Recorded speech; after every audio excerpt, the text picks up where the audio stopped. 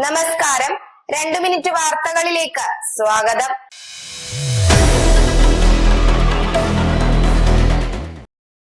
സ്ത്രീധന നിരോധന നിയമം ദുരുപയോഗം ചെയ്യുന്നതിനെതിരെ വിമർശനവുമായി സുപ്രീം കോടതി.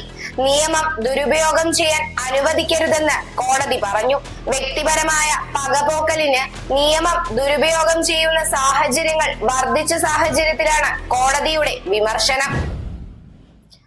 പർഭണിയിൽ അംബേദ്കർ പ്രതിമയ്ക്കൊപ്പമുള്ള ഭരണഘടനാ പ്രതിമ തകർത്തതുമായി ബന്ധപ്പെട്ട പ്രതിഷേധം സംഘർഷമായി മാറി. പർഭണി ജില്ലാ കളക്ടർ കാര്യാലയത്തിന് തൊട്ടുള്ള കണ്ണാടിക്കൂട്ടിലെ പ്രതിമ ചൊവ്വാഴ്ച വൈകിട്ടാണ് തകർത്തത്. സംഭവവുമായി ബന്ധപ്പെട്ട് സോബൻ പവാറിനെ നാട്ടുകാർ പിടികൂടി പോലീസിന് കൈമാറിയിരുന്നു.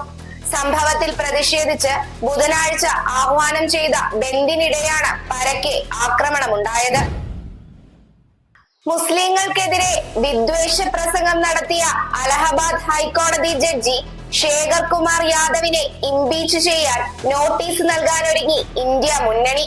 സുപ്രീം കോടതി ബാർ അസോസിയേഷൻ പ്രസിഡന്റും രാജ്യസഭാംഗവുമായ കപിൽ സിബലിന്റെ നേതൃത്വത്തിലാണ് ഇംപീച്ച്മെന്റിന് നോട്ടീസ് നൽകുന്നത്. രാജസ്ഥാനിൽ 55 മണിക്കൂറിലേറെ കുഴൽക്കിണറിൽ കുടുങ്ങിക്കിടന്ന 5 വയസ്സുകാരനെ പുറത്തെടുത്തു. അബോധാവസ്ഥയിലുള്ള കുട്ടിയെ ആശുപത്രിയിലേക്ക് മാറ്റി. കുട്ടിയുടെ ആരോഗ്യനില സംബന്ധിച്ച് അധികൃതർ വിവരങ്ങൾ പുറത്തുവിട്ടിട്ടില്ല. ദോസ ജില്ലയിലെ കാളിഘട്ട് ഗ്രാമത്തിൽ 160 അടി താഴ്ചയുള്ള കുഴൽക്കിണറ്റിലേക്ക് തിങ്കളാഴ്ച ഉച്ച കഴിഞ്ഞ് 3 മണിയോടെയാണ് കുട്ടി വീണത്.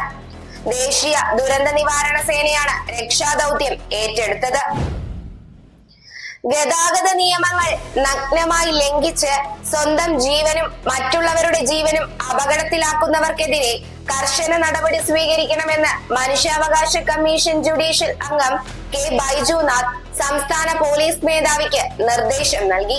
കോഴിക്കോട് ബീച്ച് റോഡിൽ പ്രമോഷൻ റീൽ ചിത്രീകരിക്കുന്നതിനിടയിൽ വീഡിയോഗ്രാഫർ കാറിടിച്ചു മരിച്ച സംഭവത്തിന്റെ പശ്ചാത്തലത്തിലാണ് നടപടി.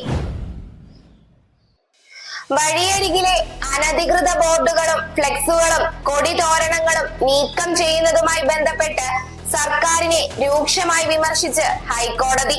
10 ദിവസത്തിനുള്ളിൽ എല്ലാ അനധികൃത ബോർഡുകളും ഫ്ലെക്സുകളും നീക്കം ചെയ്യണമെന്ന് ഹൈക്കോടതി കർശന നിർദ്ദേശം നൽകി.